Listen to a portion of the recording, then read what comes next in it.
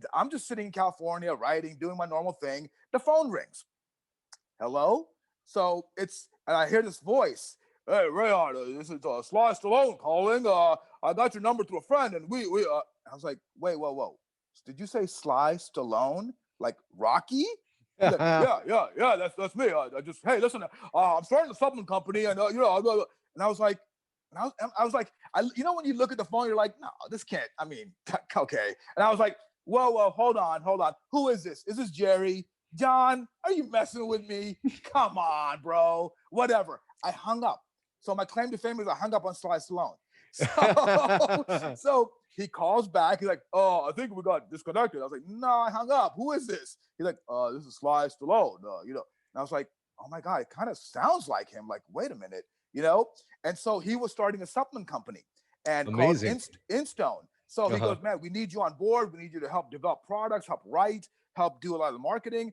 And I was like, my God, I'm just the guy, and I'm the guy that used to watch Rocky run around the house, do push-ups, eat raw eggs, you know what I mean, back in the day. So I'm like, and then literally, like, my idols sort of became my coworkers. It was crazy.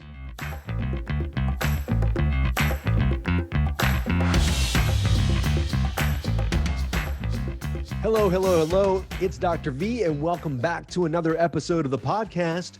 And today I want to introduce you to the guy that turned Ben Affleck into Batman. That's right. He is the brains behind the transformation, celebrity nutritionist Rehan Jalali.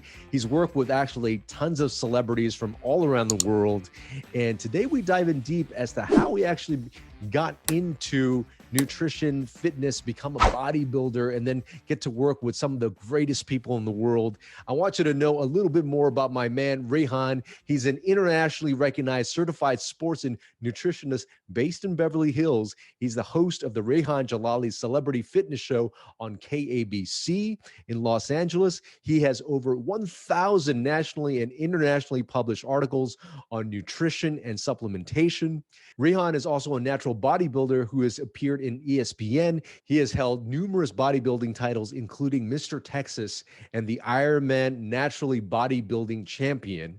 He's a member of the American Medical Writers Association and a media member of AMPUS. He's got a super long resume. Have worked with people like Forrest Whitaker, Sylvester Stallone, Matt Perry. Just check him out on Instagram. You'll know what I mean.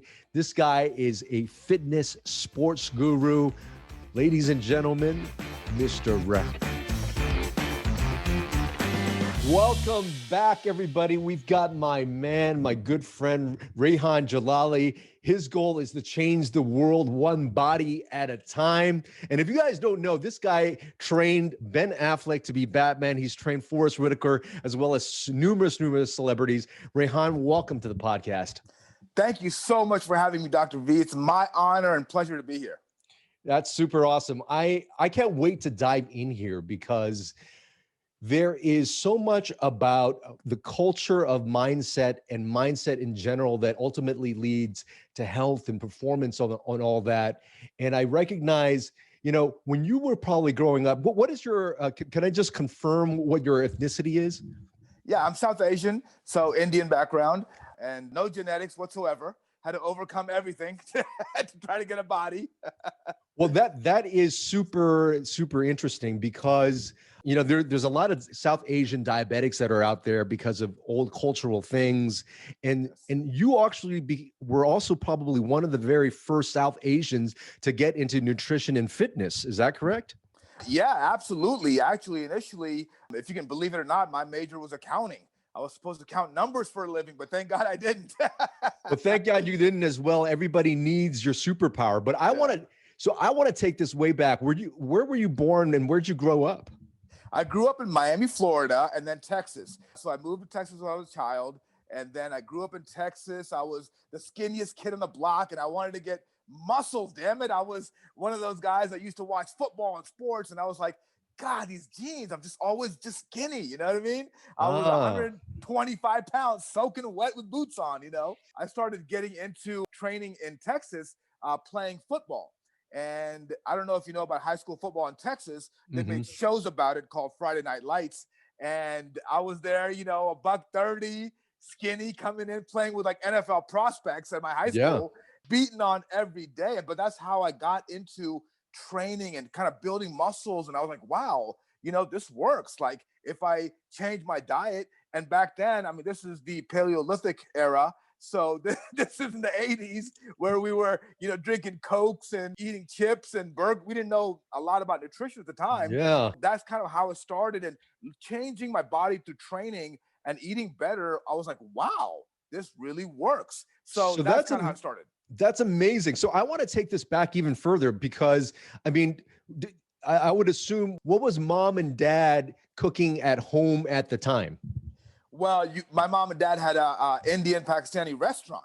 So Right. they were, it was just fat and sugar all day, some protein, but I never ate that food. When I got into training and stuff, I started kind of making my own food, learning about protein. And kind of back then, I mean, there was no Instagram, there was no social media. Yeah. It was all just magazines. And Mm-hmm. so we were looking at magazines, articles, and reading about it. So to answer your question, I mean, I don't think I had one healthy meal growing up, honestly, maybe an apple here and there, but we were just, the traditional American sort of Indian kind of diet. And yeah, it was tough. That's amazing that you were able to just think differently and do something differently. I have so many friends who are South Asian who tell me that, who are actually fit now, who told me when they were growing up, they didn't actually have any other Indians they could look up to be the epitome of fitness or anything like that. So for you, where did you draw that? How did you think, okay, I can be something that's different? That's a great question. I mean, really, I think inspiration for me came from within. My dad was, hardworking immigrant. I saw him work hard his whole life. I learned a lot of work ethic. I used to work at the restaurant. So I had a job when I was 13 years old. So learning that work ethic, I think really translated well into bodybuilding, powerlifting, Yes. And competing. And that's kind of where my inspiration really comes from my parents and seeing their hard work, overcoming many obstacles. I really didn't have like an icon or like we had Sly Stallone, of course, and Arnold. Obviously, I read Arnold's book, The Modern Encyclopedia of Bodybuilding, Yeah. and kind of had that. But really, my inspiration really came from within and from my parents, actually. That's amazing because so many people do feel a few former clients that I help transform, they tell me that one of their earlier things was they looked around their family and they just thought genetically they weren't able to look or feel a certain way, or genetically they were supposed to be overweight. Genetically, they were supposed to have diabetes or high blood pressure. It just runs in the family. But that was something that very early you said, this is BS and I can do something about that. That's again another great question, a great point you bring up, and I think you're absolutely right. And I do understand the sort of brainwashing you get when you're a child growing up, that look, this is your glass ceiling, this is your limit, you can't get like. And that I heard that honestly every time I did something that somebody or a lot of people said, don't do it, you can't do it, you're in like. When I played football, they're like, you can't play football. I mean, this is, by the way, I may have been the first Indian to play football in America. Maybe, I don't know. It's like, right. I mean, it's the mid 80s, you know what I mean? So like, basically everybody said no. And if I looked around, like, of course my parents had medical problems, a lot of issues, health problems, like we all have, Yeah. I come from that kind of genetic. But I thought to myself, you know what? There's gotta be a better way. Like, that, this can't be my life. This can't be a continuous cycle of the same old. So I just broke out of it. I just want to break out of it. Yeah, I would imagine, were there a lot of South Asians in Texas at that time when you were going through in high school? There was a few, not like it is now. And it's funny because when I used to go train, I never saw any South Asians really training, maybe one or two. And now you see the gyms, I mean, it's full of everybody. So no, yeah, cool. Certainly cool. Bollywood has changed. There's a huge amount of bodybuilders out in Bollywood these days. So that's amazing. So I want to ask this deep question of, did you find that not being around so many South Asians allowed you to assimilate and say, hey, I could just do whatever else, these other people are doing? Because I do notice sometimes when you are in a community that's a minority where there's a lot of people around, you kind of adopt to the community and you don't do things outside of that box. So how did you feel like when you first decided, hey, I wanted to do football? Were you thinking at all, there's no Indians that do football? Or were you thinking, oh, okay, I've got, a few friends doing football here, I'm just going to do it? How did you feel at that time? Well, I'd have to again go back to my parents who, if you look at their story, I mean, it's incredible and the odds they overcame. So I thought to Yeah. myself, and I actually surrounded myself not with too many Indians, actually, or not too many South Yeah. Asians. So I never thought of myself as, hey, I got to be in this box. Like I Yeah. thought of myself as just a person. I'm just trying to be my best self. And I never thought like, oh, I'm in this box or I'm in the. Everybody wanted to put you in that box, the way you look, the way whatever, right? But at Yeah. that time, I was like, man, you know what? No, I'm like everybody else. And so that in my mind, maybe it was delusion, maybe Mhm. it was psychosis, but I was like, I'm like everybody else. What are you talking about? Asian? No, I'm American. So That's it. that I would say, and I don't know if you realize that, but that's your genius, So many of us, if you believe the box that you put yourself in, you can trap yourself not only to not get success, but not get the body or the health that you want. So that's amazing that you naturally feel this way.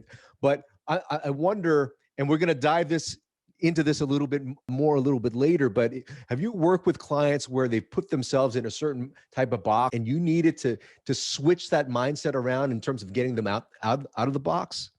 Absolutely. And I think growing up in that environment and breaking through, so to speak, allowed me to help clients today and every day. And that Yeah. is basically a lot of, well, I'll give you a perfect example. For example, a guy named Forrest Whitaker, Yeah. the actor. He was in the mindset, never trained really in his life, never, always was just overweight, like Yeah. never died. And so in his mindset, it was like, look, I can't do it. I just can't do it. Like, I don't know. I've never done it before.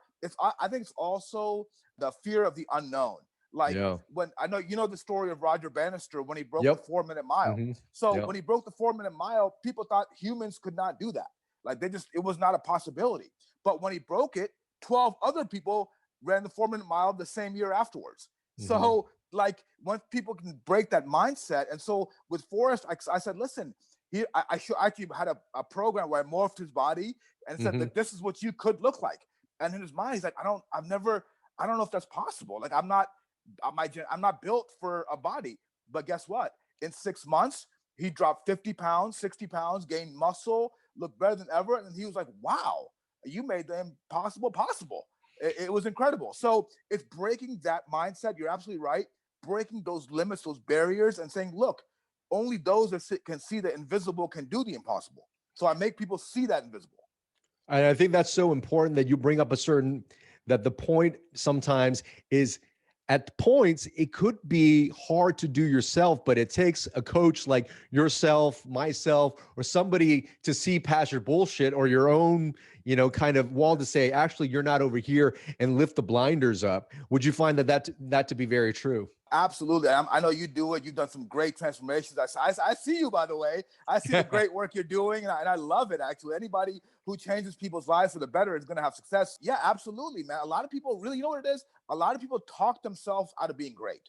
Yeah. That's really what it happens, right? You have that inner voice, unfortunately, can be a negative as well. So a lot of it has to be getting the right people around you. I say you can Yeah. go faster alone, but you can go further together. And so you need a team. Teamwork makes the dream work. And so, look, if you're gonna fix your car, you're not gonna go in your garage and start, screwing stuff up. You know what I mean? Like you're gonna go find a mechanic. That's how Yeah. we do it. We're like the body mechanics. So we come in and we fix you up. And that's I think but part of our job also is to make them believe they can do it because Yes. I can't eat that food for you, right? I Yeah. can't take those supplements for you. I can't do the curls for you. So Yep. you gotta believe that, and the belief comes again from creating success, having good background. Really, you want people to succeed. You really do have a desire to have people succeed. So having that in place, man, people feel good. They're like, man, this is great. You build momentum, and it's a snowball effect. And that next thing you know, wow, I got a six pack. Holy moly! Yeah, I totally agree that, like, as an expert, and coach like yourself, as a doctor for myself, I feel it's so important to really, really actually believe that for the person we're trying to help, because that energy translates into something that they could say, oh, I could feel something in myself that I was not able to see, and help them through that process. That's right. It's just getting them to believe in themselves greater than they've ever believed in themselves before. and Yeah. then consistently following up with that. And you're absolutely right, man. I love when I see your videos and you talk a lot about mindset, and that's so important. People don't realize a lot of fitness isn't about the eating or the sleeping or the training. It's about the belief in your mind and that vigilance, that I always say consistent persistence that Yeah. creates real long-term success. Amazing. I want to dive back a little bit more, find out about how you became, somebody that played high school football, started to get into it, and then started to basically create superhero bodies and build Batmans. In high school, you're doing football. When did you start to get into the nutrition? And then what was the very first break for you to kind of, tap into to the bodies of Hollywood? It started a long time ago in a galaxy far, far away. My Batman origin story starts off in Texas, but no, actually, what's interesting is that so after football, I started gaining a little bit of muscle. Yeah. I bulked up to the big weight of 140, and for me, that was a miracle because I was 130 my whole life. I was 130 my whole life. I'm 140. Oh my God! I was posing in the mirror every morning. I was like, my sisters and brother were laughing at me, but I said, okay, I look great. So what happened was I went to college, I was studying accounting, and I got into powerlifting. And my powerlift, and what's really cool is the powerlifting coaches at the University of Texas were Jan and Terry Todd, who are sort of the pioneers of powerlifting. They brought the strongman competitions to ESPN. They brought basically powerlifting to America in a big major way. And there were like legends in the industry. In fact, Jan Todd held the women's squat record for over 600 pounds. She was incredible. So they kind of took me under their wing. I started competing in powerlifting. I set the state record in deadlifts. I went to nationals. I won nationals as a teenager. That started breaking all my beliefs. And it's funny, people always used to tell me, they're like, wow, that's pretty good for a South Asian. I'm like, no, that's good for everybody. I won nationals against everybody. Like, right. So they try to again put you in that box, and I was like, no, I'd never thought of it that way. I was like, listen, I'm gonna go out and do my best and let the chips fall where they may. So when I had success in powerlifting, I started getting into bodybuilding, and I shifted. And if you want to hear a funny story, this is how I actually got into true bodybuilding and how I transform Hollywood bodies now. This is kind of the beginning. So I'm doing powerlifting, have no interest in bodybuilding. A friend of mine who was on the cover of romance novels at the time, this guy from New York, he basically says, listen, I went to school at the University of Texas in Austin. So they said, look, Mr. Austin competition is this Saturday. It was like a Tuesday. He's like, I've already entered you. I was like, what? He's like, no, I already paid your entry fee. You're lean. I want you to go on stage and compete in bodybuilding. I was like, what are you talking about? What? Like pose? I don't know. I mean, I'm going to wear an underwear on stage. I'm going to pose. What are you talking about? So he goes, listen, I'll teach you everything. We'll tan you up and everything. And you're going to be on stage Saturday. I was like, oh my God, I don't understand. Convincing later, I'm like, okay, fine, I'll do it. You already paid the fee. I go on stage Saturday at the Mr. Austin. I beat him and I got third place.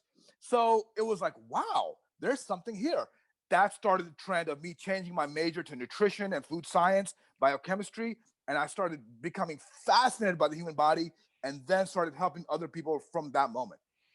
That's amazing. So it was really kind of, you bring up a really good point where you were starting to succeed and somebody labeled you, this is really great for a South Asian. And you said, no, this is great for everybody. I find so many clients reach a certain plateau when they feel like, oh, okay, this is good for my family because everybody else is a certain weight. And this is good because they've had that ceiling. But when they could look beyond that, when they could see that they could start to shift beyond that, then it really allows them to transcend. So I really love that statement that you said there. I think I always say that it's that constant improvement and really, again, raising your own personal standards, right? Yeah. People have that box, that glass ceiling that it's like, okay, here, this is as far as I can go. But me and you have seen people, that have broken that tremendous, you've done it. I mean, look at your physique. My God, I mean, you're freaking huge, right? I mean, it's not probably your genetics to be that way. I don't know if anybody else in your family's that way, but my God, I mean, you broke it. So it's possible. And we see examples every day of people shattering plateaus. So I go, why not you? Why not you? That's amazing. So tell me, what was the very first client that kind of cracked it into? I mean, you went from, did you start with, everyday people? How did you go from that to like maybe your first celebrity and then doing these really, really big superheroes? Well, what's really cool is my first job out of college was at a company called EAS. They had Myoplex and a bunch of supplements at the time. So I started, working with them, developing products, writing a lot of articles for their Yeah. magazine. They had a magazine called Muscle Media. And there they used to work with a lot of athletes. So like I just got, I mean, I just like it was a blessing for me to just jump right in. I started working with the Denver Broncos. They happened to win the Super Bowl those 2 years I was Yeah. there, and it just took off. And then the guys at EAS were working with some celebrities and some athletes, so that was my kind of toe in the water. And from there, I started taking on personal clients, and I started kind of perfecting my craft. I always Yeah. say you got to perfect your craft. So when my friends were partying at night, I was in the medical libraries back in the old days, Yep. researching, looking at science. I was writing, I was studying genetics. I was trying to be ahead of my time. And I was looking at genetics and DNA back then. And people were laughing at me. They're like, what do you mean? You can measure, what are you talking about? Like, how do your genes affect muscle building? And so I was writing about that in the 90s, working with those people. Then I moved to California, started working with a company here. And then I was writing for a lot of magazines. I was in all the magazines. I was writing, I was competing. And then what's really cool is, so my break into Hollywood, it's a great story. One day, it's about 2003 or four, and I'm just sitting in California writing, doing my normal thing. The phone rings. Hello? And I hear this voice. Hey, Rehan, this is Sylvester Stallone calling. I got your number through a friend, and I was like, wait, whoa. Did you say Sly Stallone? Like Rocky? He's like, yeah, that's me. Hey, listen, I'm starting a supplement company, and and I was like, when you look at the phone, you're like, no, this can't. I mean, okay. And I was like, whoa, hold on. Who is this? Is this Jerry? John, are you messing with me? Come on, bro. Whatever. I hung up. So my claim to fame is I hung up on Sly Stallone. So he calls back. He's like, oh, I think we got disconnected. I was like, no, I hung up. Who is this? He's like, this is Sly Stallone. And I was like, oh my God, it kind of sounds like him. Like, wait a minute, And so he was starting a supplement company and called Amazing. Instone. So he Uh-huh. goes, man, we need you on board. We need you to help develop products, help write, help do a lot of the marketing. And I was like, my God, I'm just the guy, and I'm the guy that used to watch Rocky run around the house, do push-ups, eat raw eggs, you know what I mean, back in the Yeah. day. So I'm like, and then literally, like my idols sort of became my coworkers. It was crazy. And so Sly got me into Hollywood. He referred me to so many people, one of the most generous people ever. He hooked me up with Bruce Willis and a bunch of dudes. And when it comes from Sly, all the doors are open. So that's kind of how I cracked into Hollywood and Oh. started working with a lot of those people. Oh, amazing. So does Sly know you do his voice that well? I do it for him when I see him. I'm like, it's like a murmur. It's funny. He's honestly, I gotta say that of all the people I work with, he's one of the best of all time. I mean, one of the most generous people. A lot of people say, oh, these Hollywood A-listers are always cocky and all that. Yeah, I mean, of course, obviously, Right. but at the same time, he's so cool too. Like down to earth. I mean, just really helped me out, really helped take my career to different levels. So I'm really grateful for that as well. And I try to help him as well. I got him ready for Rambo and the last Rocky he was in. So it was a good relationship. That's amazing. Now that we started to break into Hollywood, looking a certain way, both the men and the female physique, you could do it in a healthy way, and you could also do it in a very unhealthy way. Have you found a lot of like bad habits that are circling around maybe in the industry just to fulfill a particular look, and it might not be sustainable long term? Absolutely. And I'm a big believer, and I've said this from day one. I never believed in quick fixes. I believe in longevity. I believe in doing it the right Yeah. way.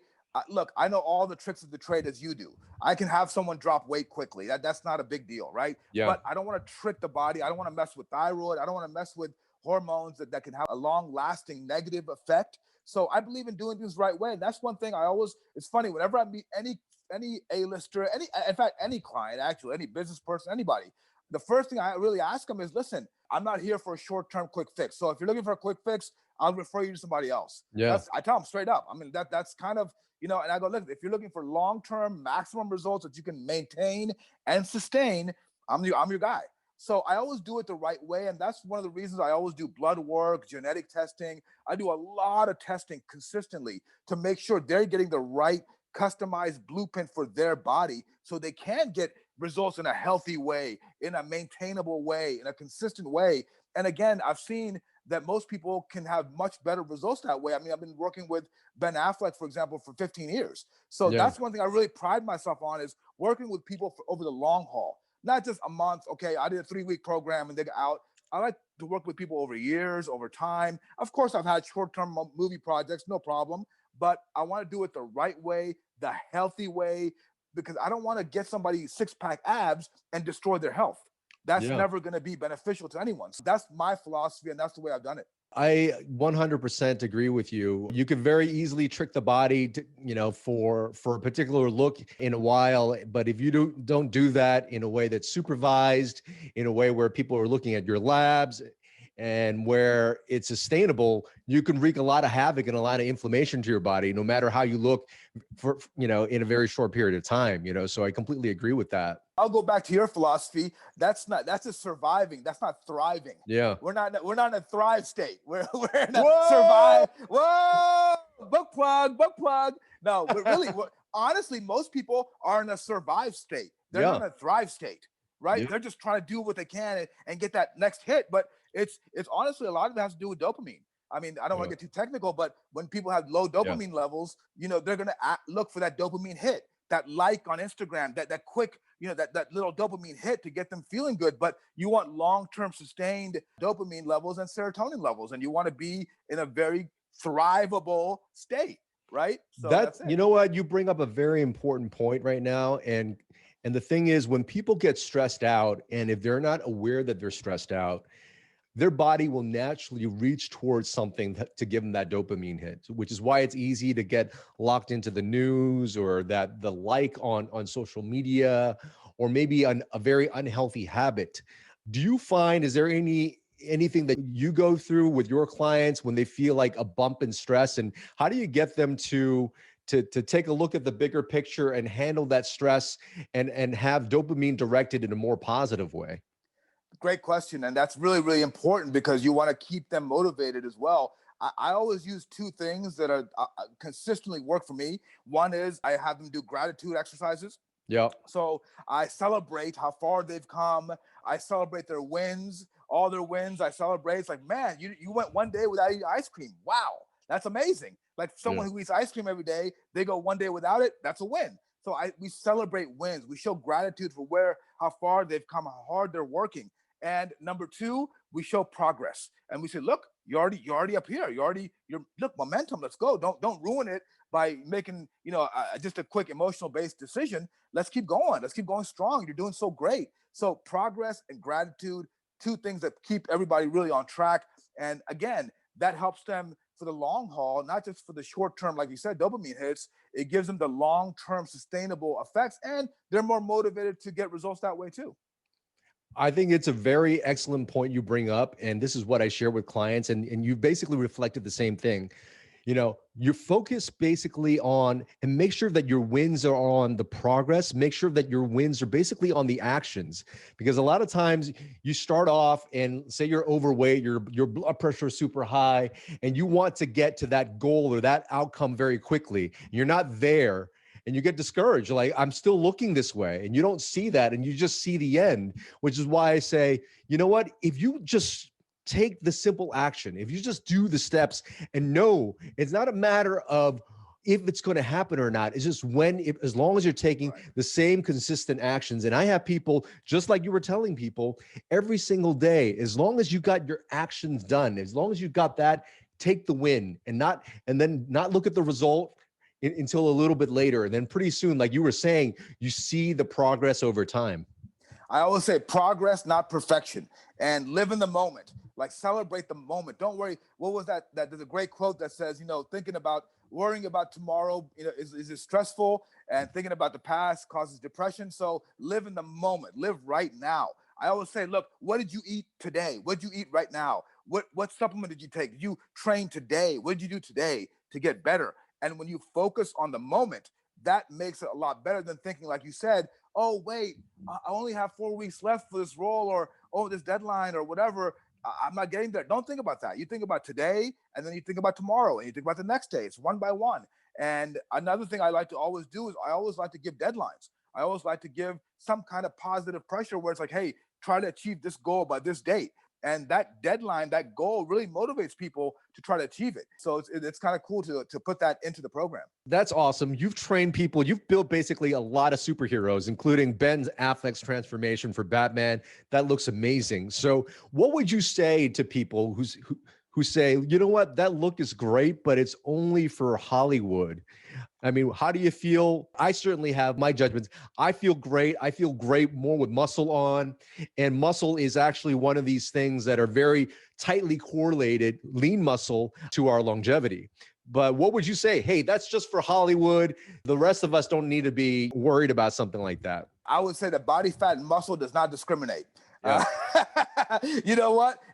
Look, if you're a Hollywood star, you got body fat, it's the same body fat you got. Right. There's no differentiation. Their muscle looks the same. They're human just like you are. They have cravings like you. They have access to stuff just like you, a barbell and some dumbbells and food. So what I always tell them, I go, listen, I've done this for 25 years with thousands and thousands of people around the world, not just Hollywood celebrities. You hear about the Hollywood celebrities only, but there's thousands of other success stories behind that. And of people, of moms, I worked with, I worked with an 80-year-old man, an 80-year-old, 80, who got in the best shape of his life at 80. I mean, so it's never just the Hollywood celebrities. Everybody can do it if they follow certain principles. I really believe in customization, and I know you do as well. Yep. I really believe personalized nutrition and personalized training is the future, looking at what your specific goals are, your preferences, your blood work, your parameters, your genetics, and then taking that and creating a customized program and then showing results. So to answer your question, it's possible for anybody. You only hear about the Hollywood guys because it's cool, but really there's thousands of people doing it day in and day out. So, there's success everywhere and you can do it too. That's amazing. I'm so glad that you could just, let people know that, beyond Hollywood, people can do it. And that, it's great to know that you are helping those type of people as well. So let us know, how do people find out more about you? If they want to get coaching from you, how do they reach out to you? I mean, do you only touch Hollywood people? That's what I want to know. How do we get to know more about Rehan? I'm limited in time. Time is always my greatest challenge, as you are. I think, reading my book, The Six-Pack Diet Plan, can help. I have a new book coming out called The SuperHero Diet Plan. That'll have a lot of good lot of good information in there. I'm doing a TED Talk in March about building superhero bodies for Columbia University. So I'm getting around. The best way to reach me is, DM me on Instagram or email me or go to my website, rehanjalali.com. And then we'll go from there, and we'll find a way to help you. I mean, whether it's through our books, through our articles, through simple programs, customized programs, whatever. We have different levels for everybody. We really can help you. Again, my goal from day one, as you said in the beginning, is changing the world one body at a time. So I don't care where the body comes from. We're going to change it positively. I feel that energy, and it's brothers like us that move into this movement together. And what? Tell me how you feel in that transformation in your 30, 60, 90 days. Once you see that, how does that make you feel to make that transformation? Best feeling in the world. Talk about dopamine. My dopamine is like code red when I see that. It's like, wow. As you know, and you've transformed so many people and really changed. And to me, it's more than the body. See, when the body changes, your whole life changes. And that's really what I feel good about is your life changes. Like when I change, even not even celebrities, but even people like, a father who says, man, dude, I can keep my kids now. I can run with them. I couldn't barely walk with them. Mm-hmm. I'm playing football with them. I'm running around. I'm playing soccer. It's amazing. That to me, or hey, my work productivity is 50% more. I'm so much better at work. I got a promotion because my body changed. My mindset's better. See, that's the thing. Once your body is not right, see, if you don't have health, you have nothing. That's the problem, right? But if you have health, you have hope. And when you have hope, you have everything. So when health is right, your hope goes up, your momentum goes up. By the way, another great benefit of fitness is brain function.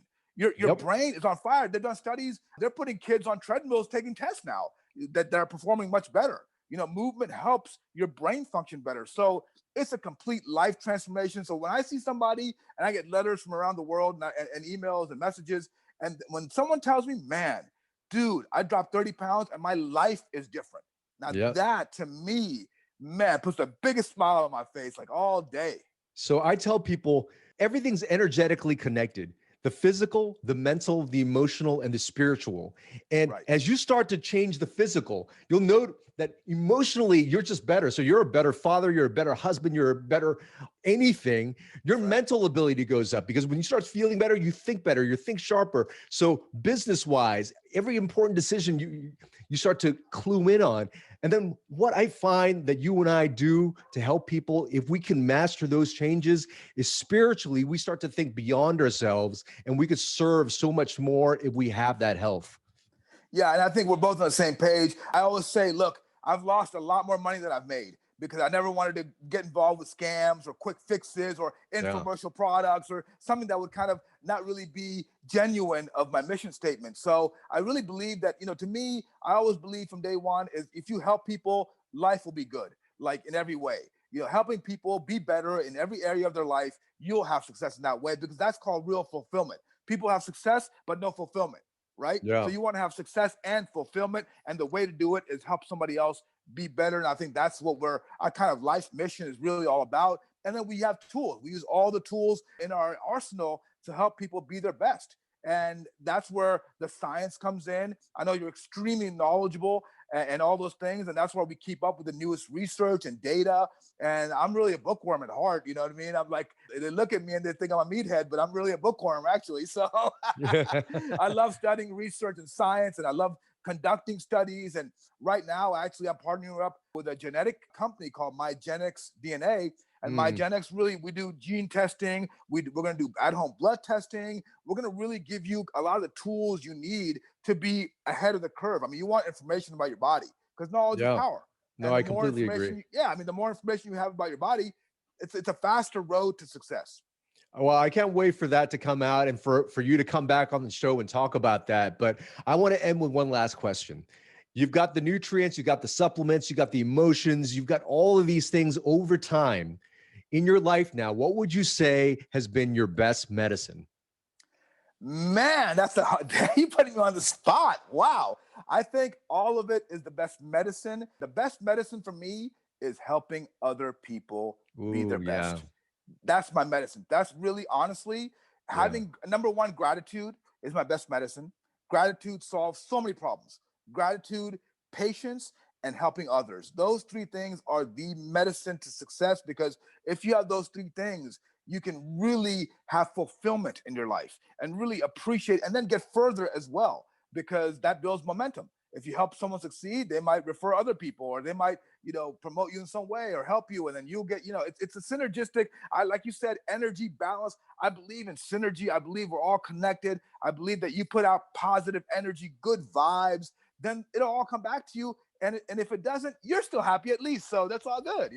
That's awesome. I mean, thank you for your energy and your time today. We know why the Hollywood go to you. And look, now that we know everybody could turn to this guy, look him up, ladies and gentlemen. Rehan Jalali, thank you for your time. Thank you for joining us, brother. Thank you so much for having me and keep up the great work. Thrive State. Woo! Thank you for joining me on this episode. If you received value, I truly, truly appreciate it. If you could leave a 5-star review, it will help the show grow. And I'd love to connect with you. You can follow me on Instagram, Facebook, and YouTube at KienVuMD. If you haven't already, pick up a copy of my book, Thrive State, at thrivestatebook.com. And remember, you are your best medicine.